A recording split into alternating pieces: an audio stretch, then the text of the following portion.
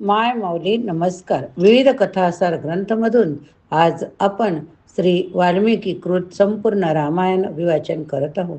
लाभ घ्या, लाभ द्या. चला तर सुरुवात करूया. भाग 61, युद्धकांड सुरू. श्री गणेशाय नमः. श्री रामचंद्राय नमः. दोघेही सारथी मोठ्या कौशल्याचे प्रदर्शन करीत होते.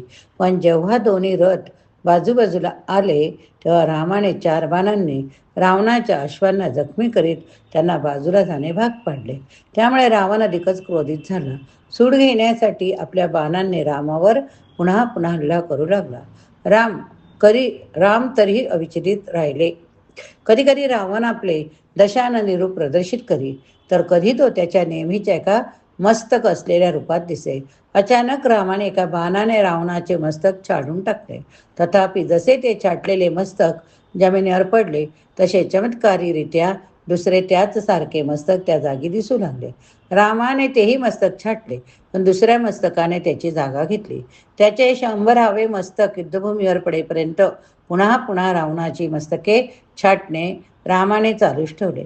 प्रत्येक वेळी जुन्याच्या जागी नवीन मस्तक दिसू लागले. रामाला आश्चर्य वाटले.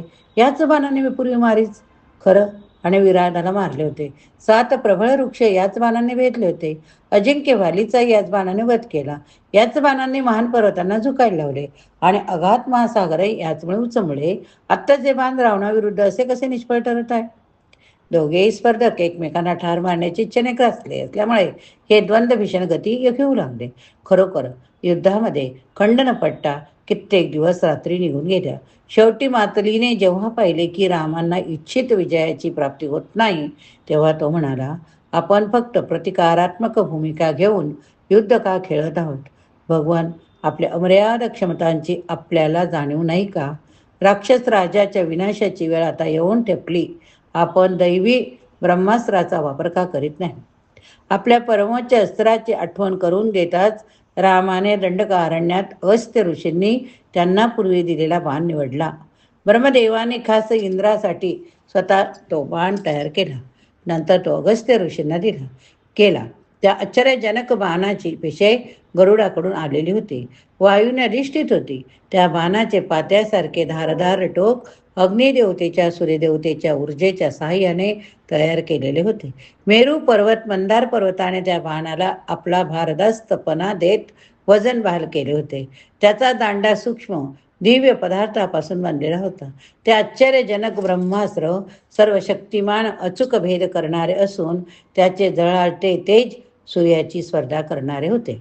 आवश्यक त्या मंत्राने त्या रामाला भारित करून रामाने ते भयानक ब्रह्मास्त्र आपल्या प्रत्येच्यावर चढविले. त्या तळपणाऱ्या बाणाकडे टक लावून पाहत असताना वानराची हृदय आनंदाने भरली. राक्षसाच्या हृदयात भीतीने शिरकाव केला.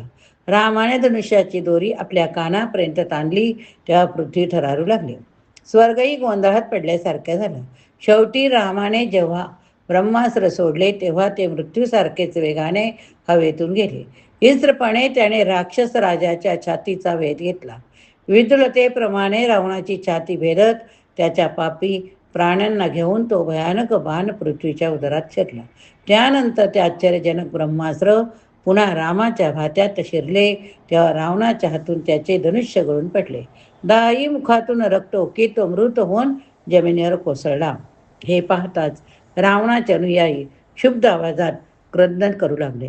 अरे रे रे, अरे रे रे, हे काय घडले, हे काय घडले? पराकोटीच्या दिव्य उन्मानाने वानर योद्धे मोठमोठ्याने रामाच्या विजयाच्या घोषणा देऊ लागले. घाबरून पळणाऱ्या राक्षस सेनेचा पाठलाग करू लागले. आकाशातून देवदेवता ओरडली, शाब्बास शाब्बास, फारच छान. त्यांनी केलेल्या पुष्पवृष्टीने रामाचा रथ झाकून गेला.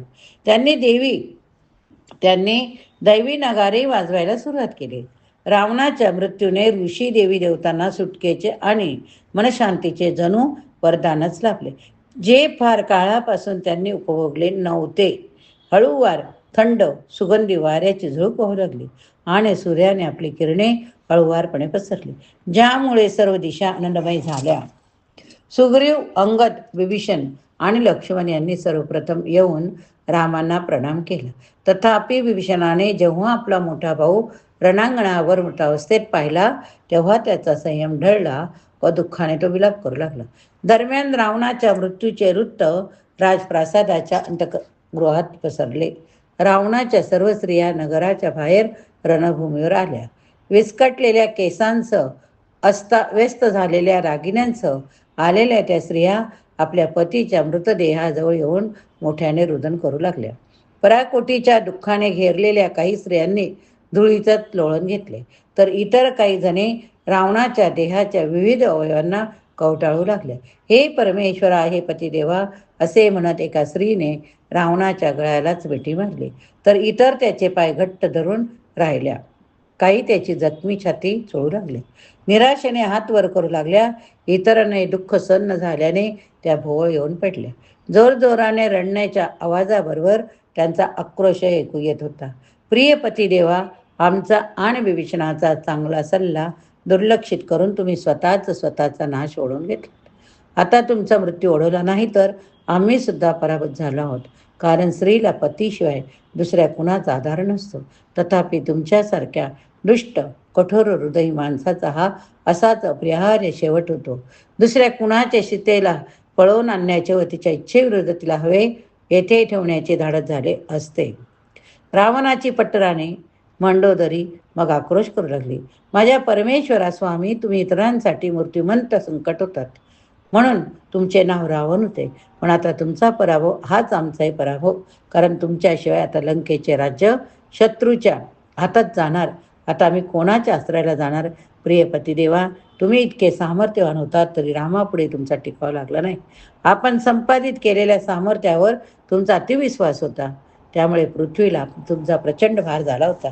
तुमच्या हे लक्षात आले नाही की हा भार कमी करण्यासाठी भगवान विष्णू स्वतः भगवान रामाच्या रूपात पृथ्वीवर अवतरले आहेत. हे रावणा, तुमची सीतेप्रतीची पापी वासनाच सर्व राक्षसांच्या विनाशाला कारणीभूत झाली आहे. तुम्ही नेहमीच महान वीर असण्याची बतावणी केलीत तरीच त्याला फसवून पळवून आणण्यात तुमचा भ्याडपणास तुम्ही सिद्ध केलात. तुम्ही तुमच्या वासनांच्या प्रभावाखाली आहात, त्यामुळे तुम्हाला माता सीतेची शक्ती कळलीच नाही. आता तिच्या शापामुळेच प्रभू रामचंद्राकडून मरण येऊन तुम्ही या स्थितीत पडला आहात. हे राक्षस कुळाच्या आनंदा, तुमच्यामुळेच आज लंकेच्या राज्याला आम्हालाही कुणी वाली नाही.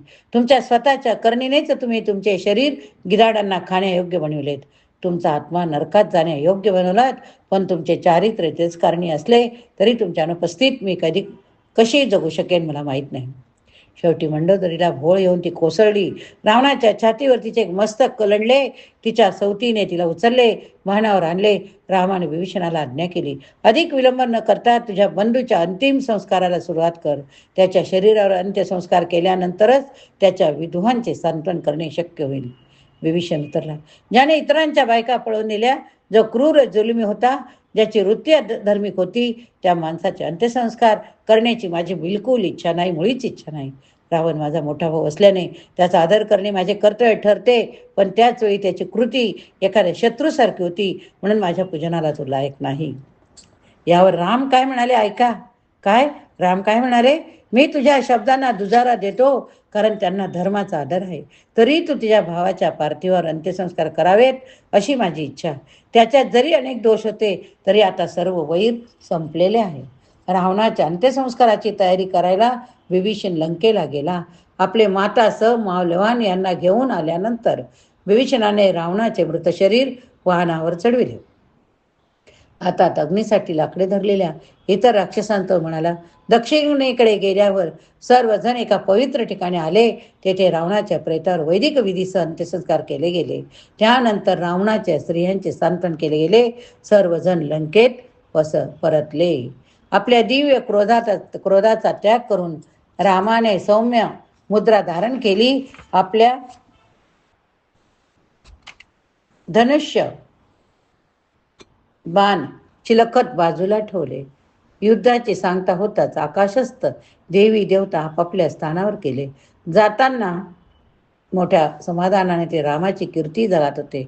त्यानंतर रामाकडून योग्य तो मान सन्मान स्वीकारल्यावर निघण्यापूर्वी त्यांची अनुमती मिळाल्यावर इंद्राच्या रथावर चढून मातली स्वर्गात गेली. आपल्या सैन्य तळाला येऊन रामाने लक्ष्मणांना विभीषणाच्या राज्याभिषेकाची तयारी करायला सांगितले. लक्ष्मणाने लगेच प्रमुख वानरांना सोन्याची पात्रे देऊन लवकरात लवकर 4 समुद्राचे ताजे पाणी आणायला सांगितले. विविध वैदिक विधीनुसार लक्ष्मणाने काटेकोरपणे राज्याभिषेक सोहळा पार पाडला. शुभ वस्तू भेटी दाखल घेऊन लंकेचे सर्व नागरिक त्या समारंभस्थळी जमा झाले. त्या भेटीचा स्वीकार करून विभीषणाने नंतर त्या सर्व रामांना दिल्या. रामाने हनुमानाला सांगितले, कृपया जा आणि सीता कशी याची चौकशी कर. तिला सांग की मी रावणाचा वध केला. तिचा काही संदेश असेल तर तो घेऊन ये. हनुमान मग अशोकवनाला गेला. त्याला दिसले की दुःखी सीता अद्याप विरूप राक्षसीच्या गराड्यात बसली. तिच्या पुढ्यात विनम्रपणे उभा राहत हनुमान म्हणाला, तुमच्या पतीने तुमच्यासाठी हा संदेश पाठवला. निद्रेशिवाय गेलेल्या अनेक महिन्यानंतर तुझी सुटका करण्याची प्रतिज्ञा मी पूर्ण केलेली आहे. आता तुझ्यावर दडपण आणणारा राक्षसांचा राजा मरण पावलेला असल्याने तू चिंता सोडून दे. रावणाच्या मृत्यूचे आणि रामाच्या कुशलतेचे वर्तमान ऐकून सीता एवढे भारावली की आनंदाने तिला थोडा वेळ काही बोलताच येईना. तिने काहीच उत्तर दिले नाही. म्हणून हनुमानाने विचारणा करताच ती म्हणाली, मला एवढा आनंद झाला की मी बोलू शकत नाही. हनुमाना, तू जे काही सांगितले ते सोन्या रत्नाच्या अमर्याद साठ्यापेक्षाही मौल्यवान आहे. हात जोडून हनुमानाने विचारले. काय विचारले ते आपण आता पुढील भागात बघूया. या ठिकाणी हा भाग संपला. जर श्रवण केले असेल तर बोला जय श्रीराम. श्रीराम लिहायला विसरू नका.